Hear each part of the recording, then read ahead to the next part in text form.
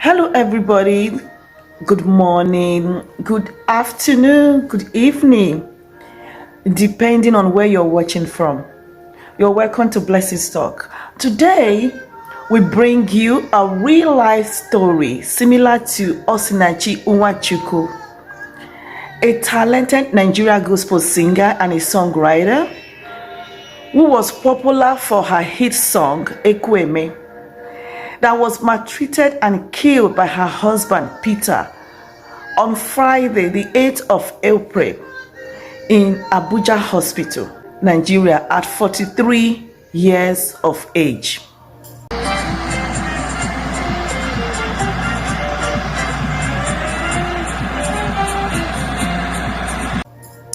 This is going to be a long video, but please watch it to the end. African takes pride in their marriages. We do not take our marriages for granted at all. If you have watched and attended a Nigerian wedding or traditional marriage, you would know what I am talking about. You will see culture, traditions, crowd, we gather crowd. You will see elegance, glamour and stars, beauty and dance. Those who believed in God, knowing that God ordained marriage, go into it with one mind, one purpose.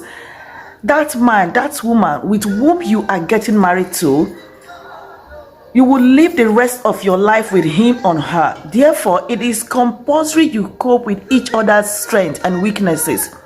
Till death do you part. It is a thing of a lifetime, for better, for worse. Therefore, no text messages from another woman or seeing the man with another woman will push us to get a divorce. We endure, we persevere, we tolerate, and we pray without ceasing because God hates divorce. We hate it too. But when it comes to physical abuse, my dear, run for your life. According to all the stories and different videos I have watched and articles I have read online, Osinach died of complications from domestic violence, which resulted in her getting a kick on the chest by her husband. It was that kick that led to the cluster of blood in her chest that was confirmed by a doctor, and several beatings brought about the sickness and her death. Please listen to a similar story to that of Osinach Nwachuchwu today. Good afternoon, good evening, wherever you are. I just want to tell about myself. So I had a similar experience of what happened to late singer Osinach. Mine, I would just say, this is what my marriage lasted for 19 years. And I was blessed with 4 beautiful children. So I got married to this guy, thinking that he's not just a wonderful person, but I went in to the marriage with the mindset, because I came from a very decent home, that my background will, change his lifestyle. The way I conceived my children was just by the mercy and grace of God.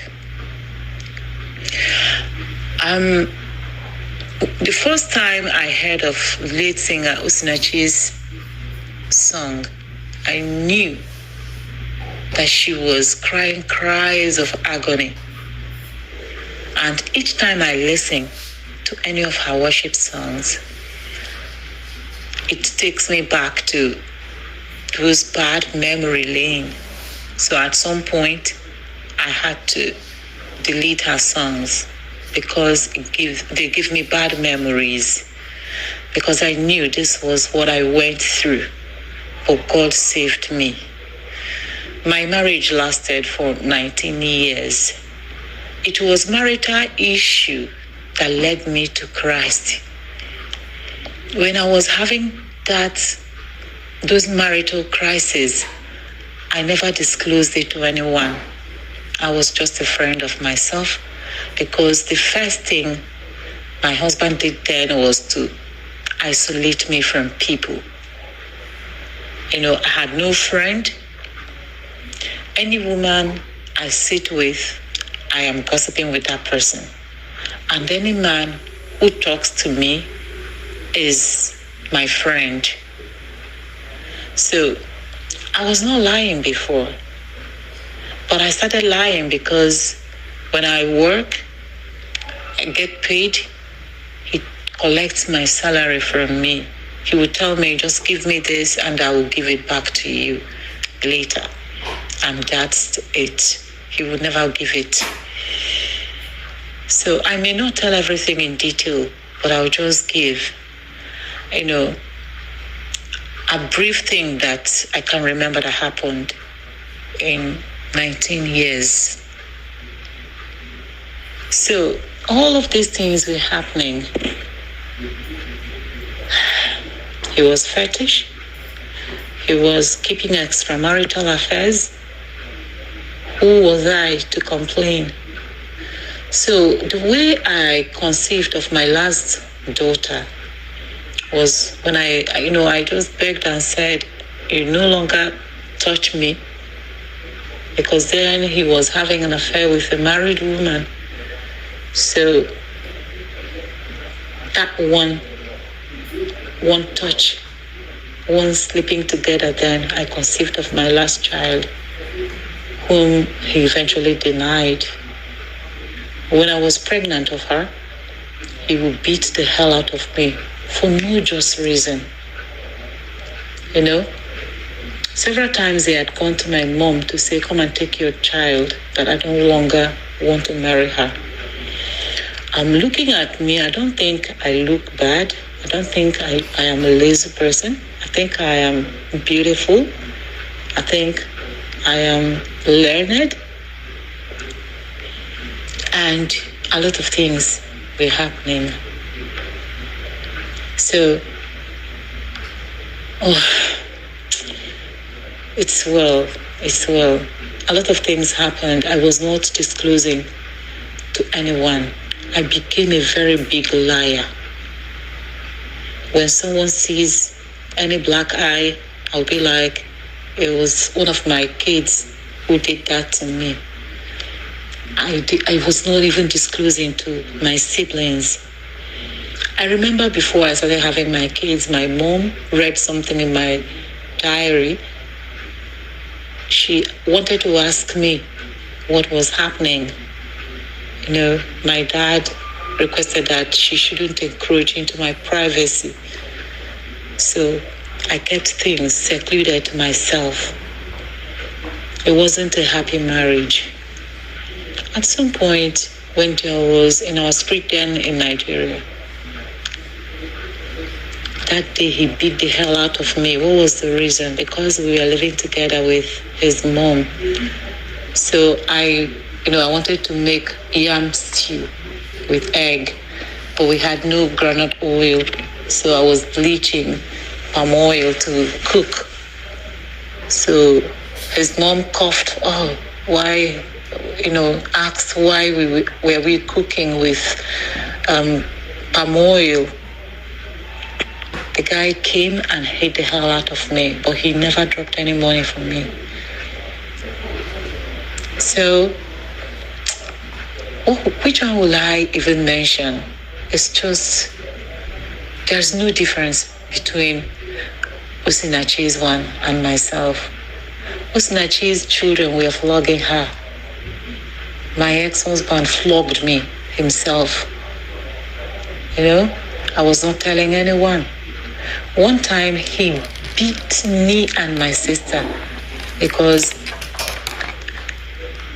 after I really don't know. After beating me up, instead of me to cry, we were living close to one particular church, Grace of God Mission. Then, I started worshiping God with them, alongside with them. He came where I was worshiping and he started hitting the hell out of me.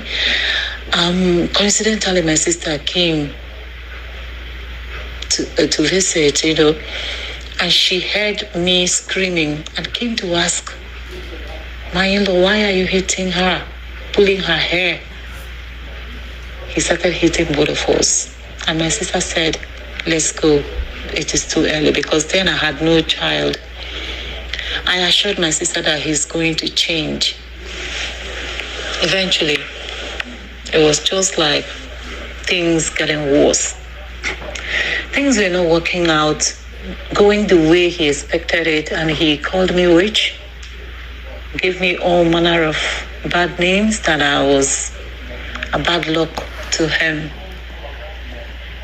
I kept on praying. Eventually, I traveled out to abroad, and when I went, I got visas for all of them to join.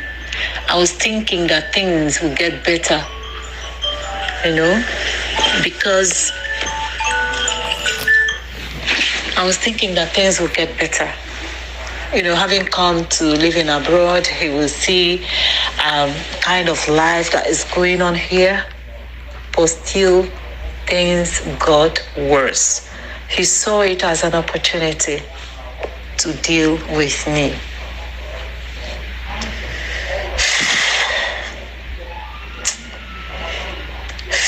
It's well. So I didn't want to open up. I didn't want to get embarrassed, because I was the women leader then back home in Nigeria. I was trying to cover up things.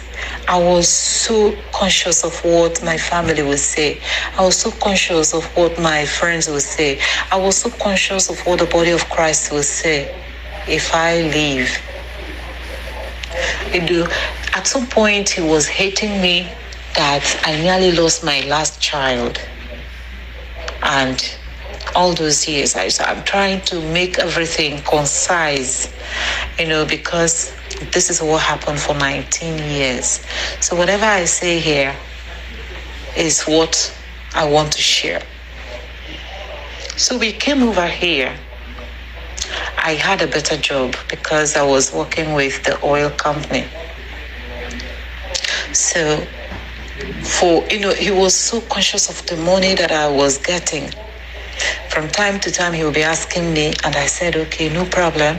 Have my credit card, have my ATM card, so that to show transparency. When my salary comes, he's the one who knows when my salary comes. And I was earning a lot of money. I will finish that, and I will also still go to tutoring, which gives me a lot of money. But I never knew how much I was earning, because at the end, he would give me 200 riyals out of the thousands that I earn. If I go to tutor anyone, and in the end, I get paid. So when I opened the envelope to see how much I was being paid, he will slap the hell out of me. He carries me in our own car, and I had to pay for it.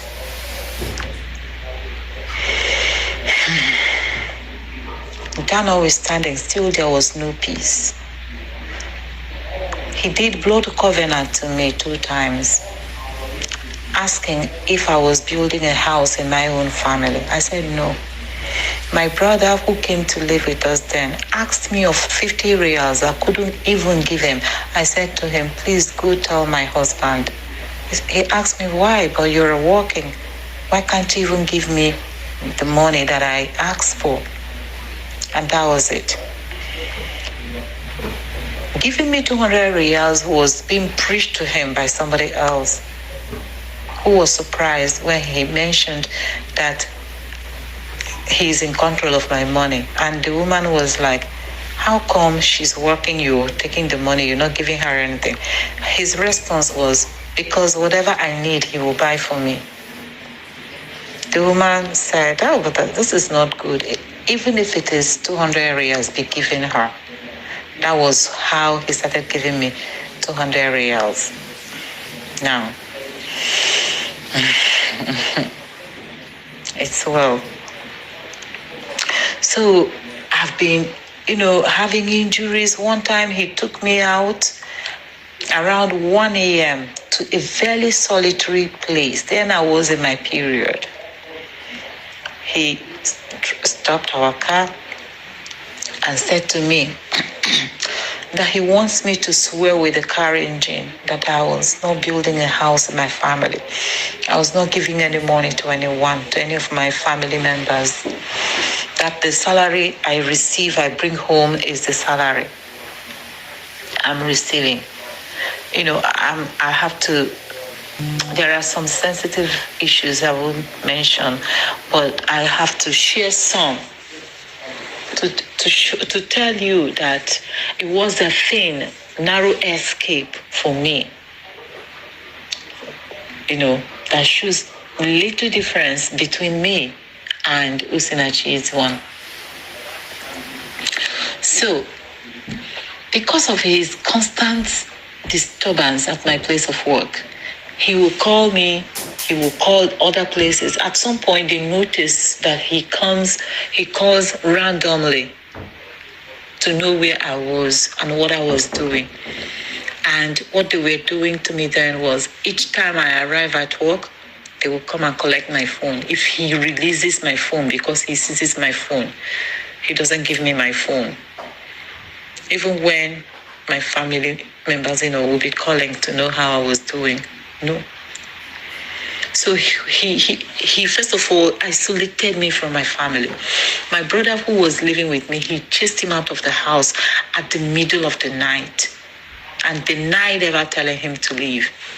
So the moment my brother left, he came to me to say, because my brother is very tall, I said, see, your brother who is Goliath is gone, and now him who is David will deal with me. I thought it was a joke. And that was when the whole mayhem started. He no longer wanted to hear anything about me. All he wanted to hear was death. Then, one day, he got back from work, because when I go to tutor then, I was not driving. He would send me along with one of my children or two of them to go with me. We will be walking in a cold winter with my children alone,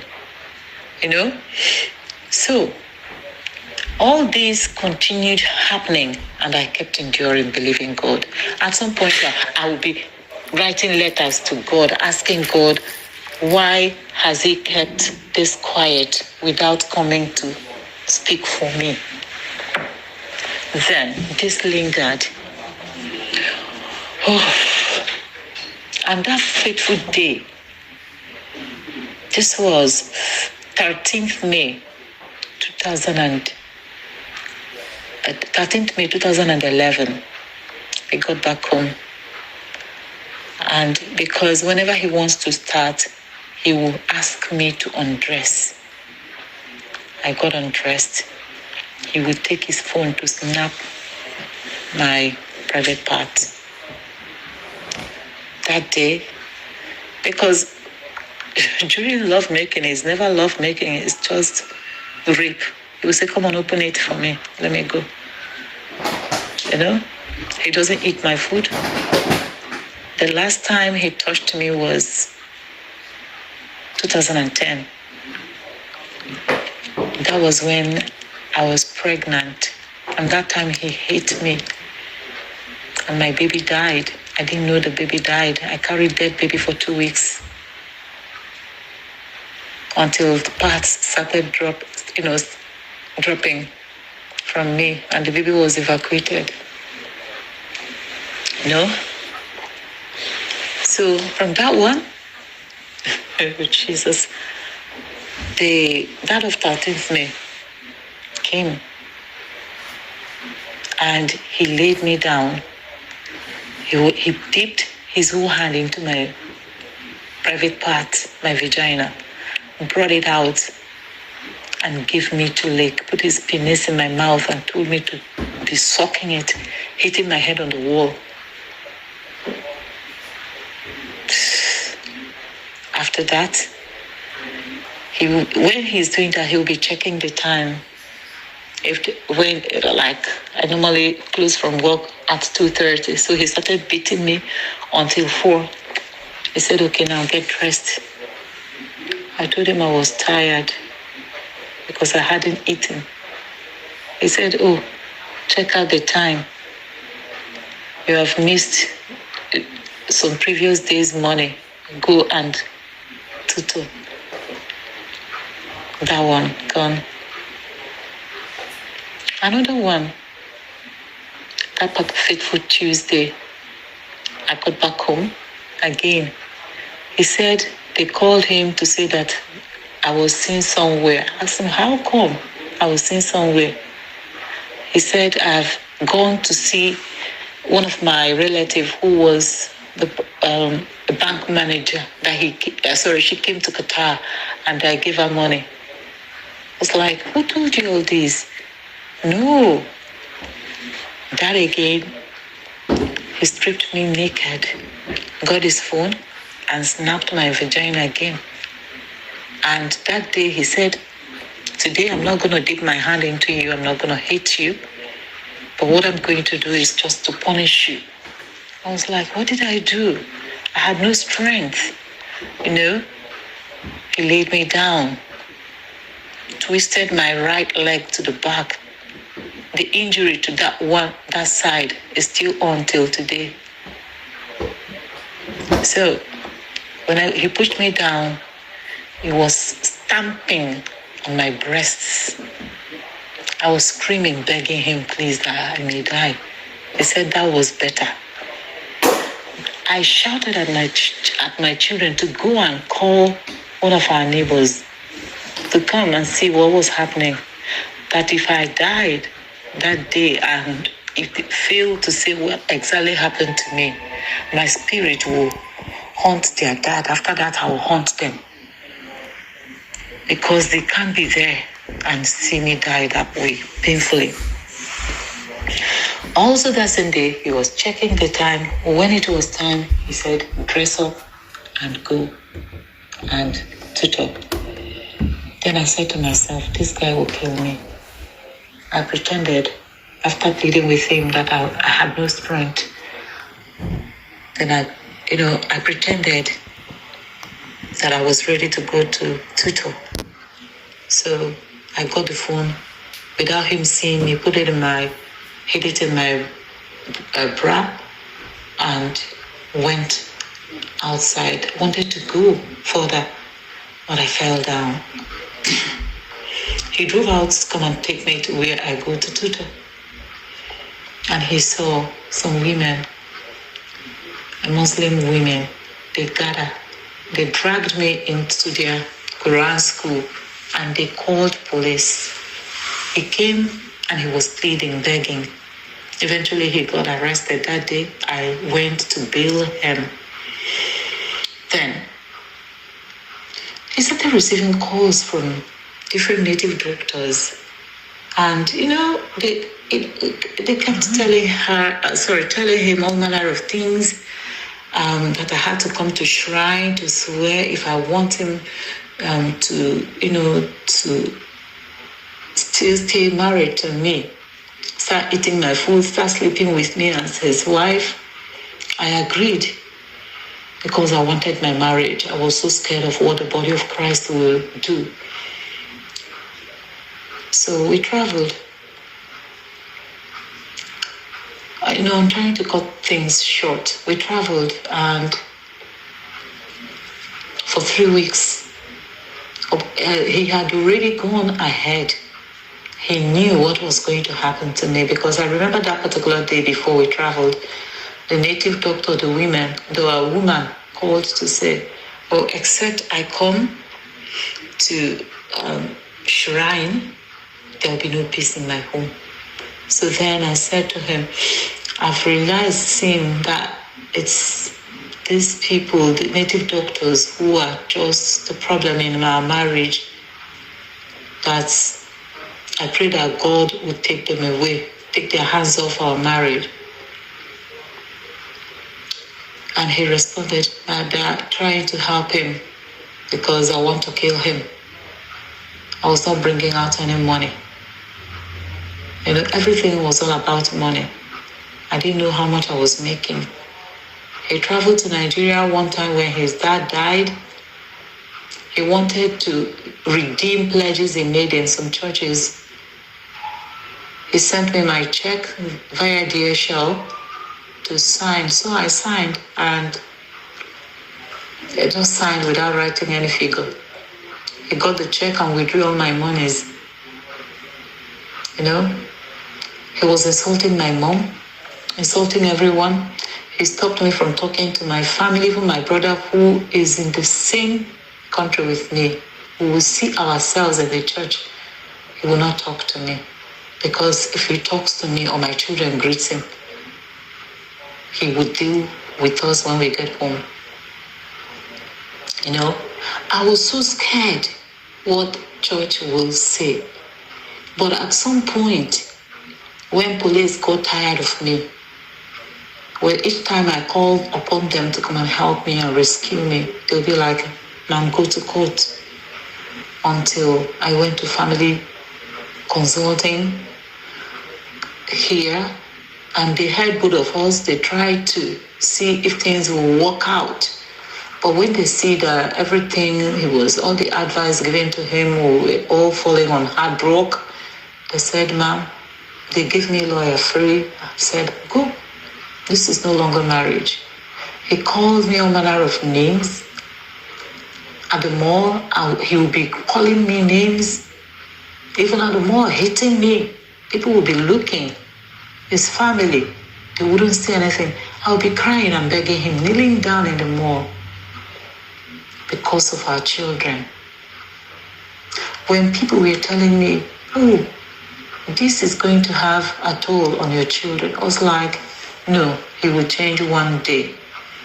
As I'm talking to you now, I have 3 holes on my left eye. I still have the hinge pains because they are still there. See, until that day, it was a painful decision. It was a hard decision. The day I was pronounced divorced, I cried my heart out. I wept. But he didn't stop there. Did I mention that he took my clothes to native doctor?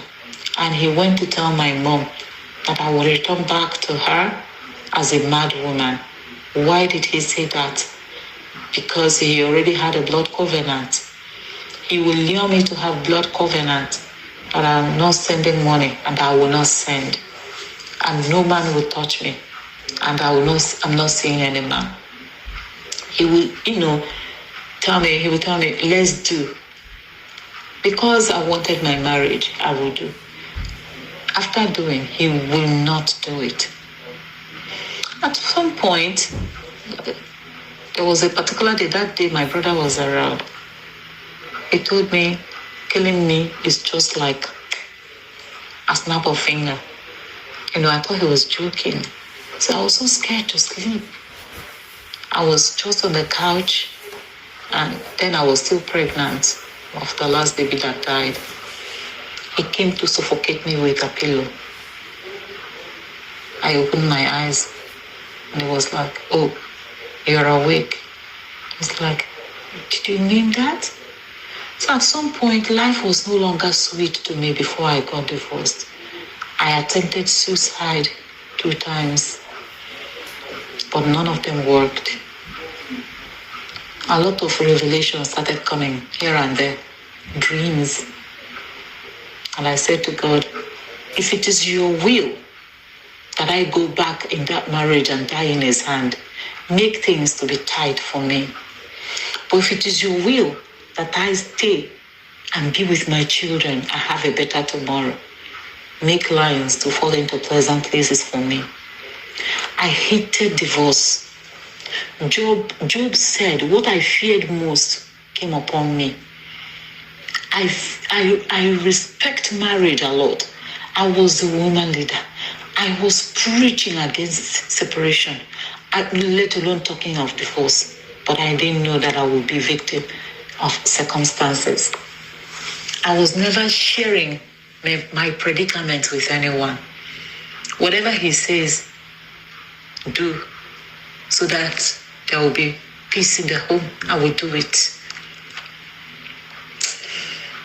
At some point, he started telling people that I have contracted HIV because I looked like one.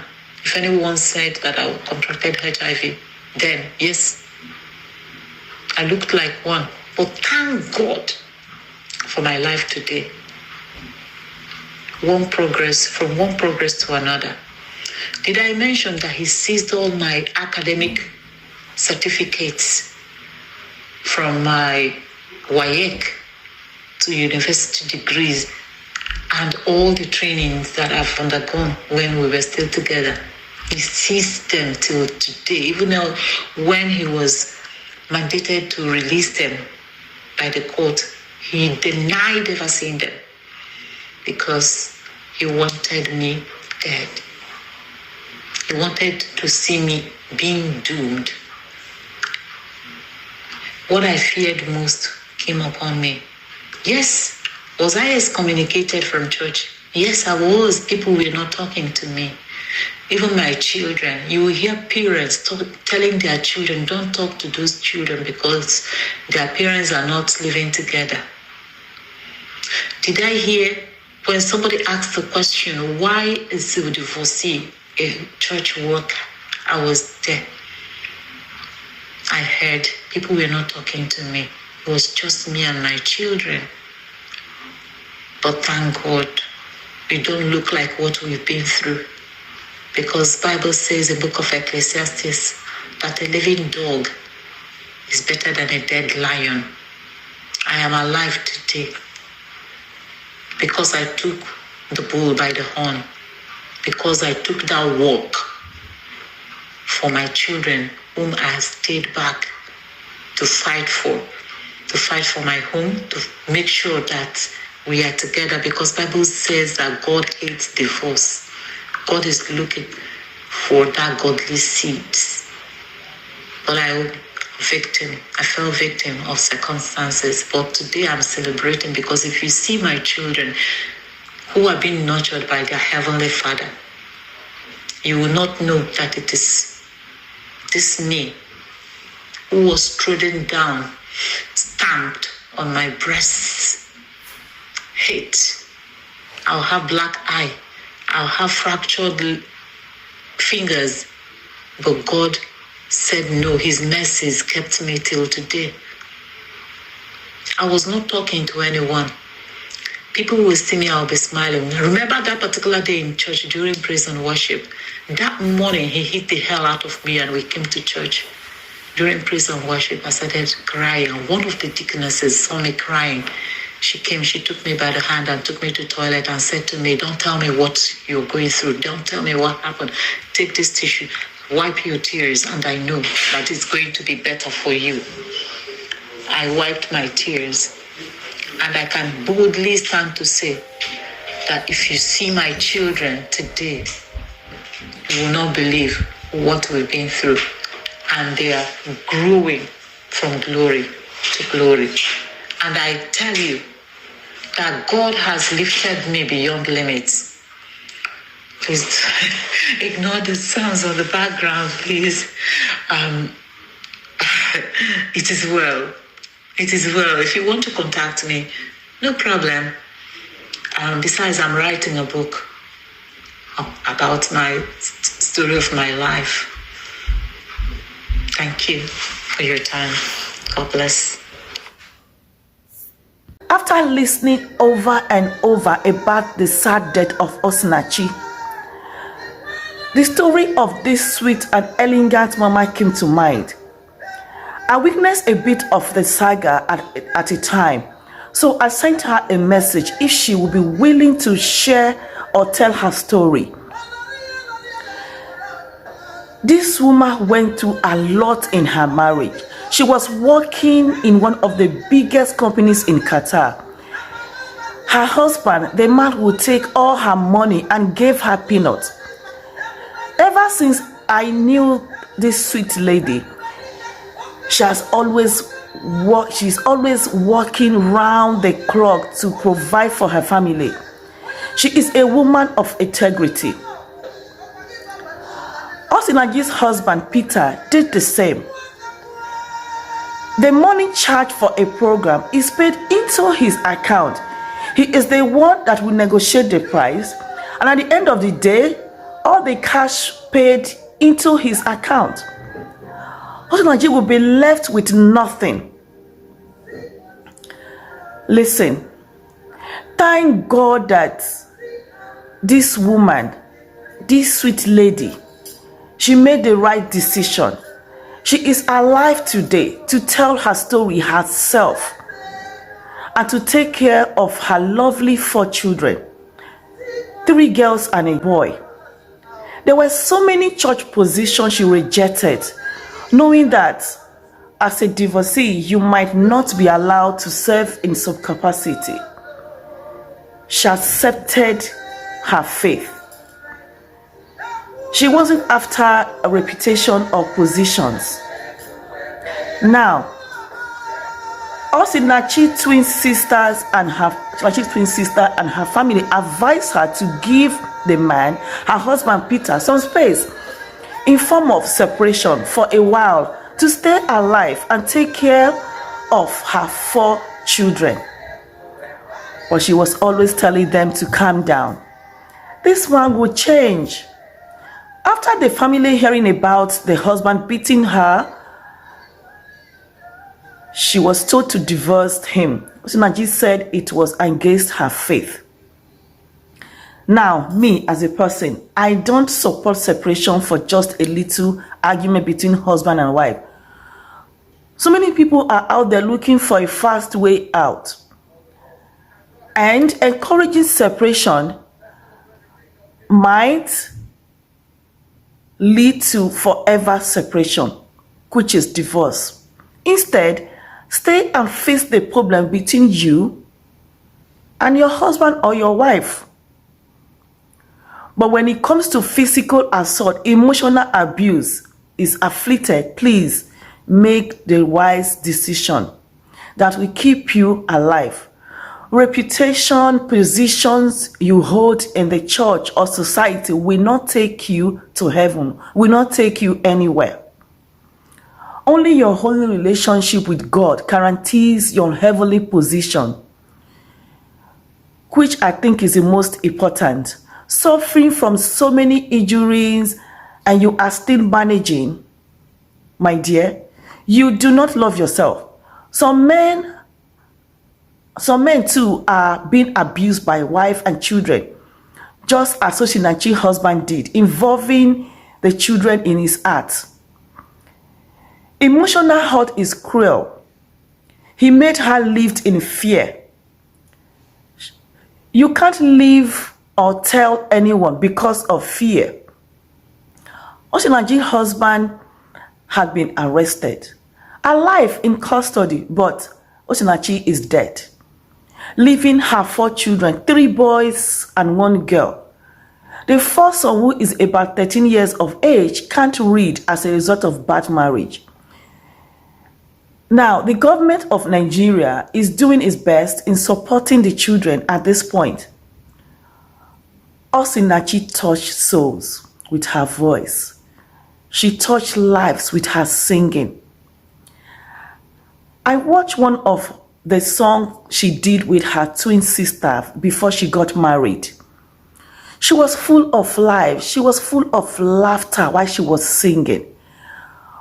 But in recent times after she is married, while ministry, she was always wearing this sad face or seriousness or passion. She was telling the world, I need help. I need your prayers. My brothers and sisters, only God is perfect. Marriage is two imperfect people coming together to make it work. Husbands, you are called or you are commanded to love your wives. Wives, you are called and you are commanded to respect, to submit to your own husband. Respecting your husband means loving him. And husbands, loving your wives include respecting her. Husbands, you are not some hungry dictator turning your wife to a slave or kadama, meaning housemaid indirectly. Do to others what you will have them to do to you. Treat your wife with understanding as you live together. She may be weaker than you, but she is your equal partner. Treat her as you should, so that your prayers will be answered and God's blessings will be made manifest in your life. Be devoted to one another in love. Honor one another above yourselves. If there is a disagreement or argument between you two, and it is a serious one, it's a serious matter, my advice is it is wise to speak to someone. Seek spiritual counsel from your pastor. Trying to keep quiet that you know it all. Oh, I know it all. Oh, I can face it. I'm too smart. I am too discreet. I don't trust anyone. Oh, I don't want my matter to go around. That might not end well, though. Seek counsel, my dear. There is a way of life and a way of death. Which one are you on? Speak to someone. It won't kill. Thank you so much for watching. Thank you for your time. Please subscribe to our channel. Support us by hitting the notification bell so that when we upload any video, you'll be the first to know. Thank you so much.